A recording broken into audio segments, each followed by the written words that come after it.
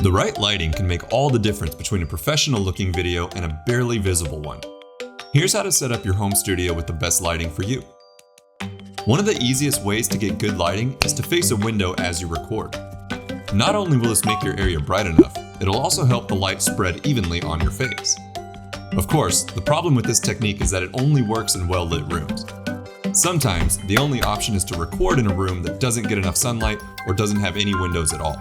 But don't worry, even without windows, you can still get good lighting because you probably own one of these, or even one of these. Try some combination of these options to see which ones give you the best lighting. As you set up your room, also be careful to avoid these common lighting mistakes. And if you can, try using more than one light source. We hope this video will help you set up your own home studio. See you in another video with Prezi.